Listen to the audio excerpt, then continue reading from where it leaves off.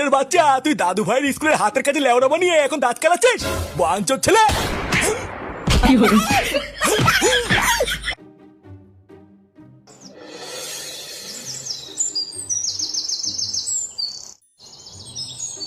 আরে কি গো, ভাত বেড়েছি তো, তাড়াতাড়ি আসো।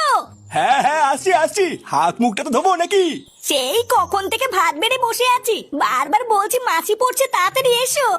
আর উনি সেই থেকে হাত পায়ে ধুয়ে যাচ্ছে।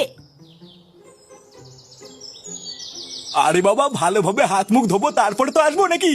সারাদিন এত নোংরার ভিতরে কাজ করি, তে ভালোভাবে হাত মুখ না ধুলে হবে? তা আজকে কি রান্না করলে গিন্নি? কি আবার করব, একটু ডাল করেছি আর দুটো আলু সুতো দিয়েছিলাম। বসো বসো, অনেক বেলা হয়ে গেছে, তাড়াতাড়ি খেয়ে নাও। ফুটো আর বৌমা খেয়েছে? ফুটো কেবলই খেয়ে গেল, তোমার খাওয়া হলে আমি আর বৌমাও খেয়ে নেবো। নান্টু বাবু, ও নান্টু বাবু, কি হলো? ভর দুপুর বেলায় খাওয়ার সময় আবার কে ডাকে?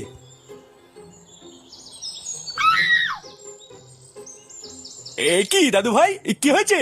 আর লেওড়া আপনি কে এভাবে ঘরের ভিতর ঢুকে গেছেন? চোদ্দা হরি, আমার স্কুলের মান সম্মান ডুবিয়ে এখন আমাকে চিনতে পারছেন না? এই স্কুলের মান সম্মান ডুবিয়েছি মানে? এই দাদু, ও দাদু তুমি স্যারকে বলো না, এই হাতে কাজ আমি বানিয়ে, এটা বাবা আমাকে বানিয়ে দিয়েছে। হাতের কাজ মানে? এটা আবার কি? এটা আবার কি জল জ্যান্ত লেওড়া দেখতে পাচ্ছেন না? লেওড়া? কার লেওড়া? মাদারের বাচ্চা, সেটা তো আপনারাই জানেন কার লেওড়া বানিয়েছে। বাচ্চাদের আমি স্কুলে হাতের কাজ বানাতে দিয়েছি, আর আপনি আপনার নাতিকে এইসব বানিয়ে দিয়েছেন। আপনি ভুল বুঝছেন স্যার, আমি আলু কলা ছাড়া আর কিছু বানাতে পারি না, এটা আমি বানাইনি। এই হাতের কাজ আমার ছেলে বানিয়েছে। দাঁড়ানোকে ডাকছি।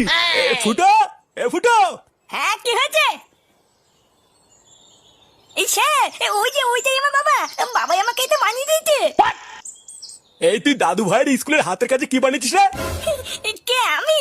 হ্যাঁ তা তুই নয় তো কে? দাদু ভাইয়ের স্কুলের হাতের কাজ তো তুই বানিয়ে দিয়েছিস।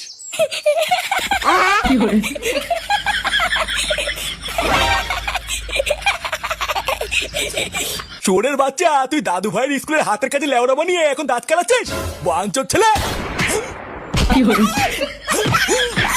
আলা বারোছো না।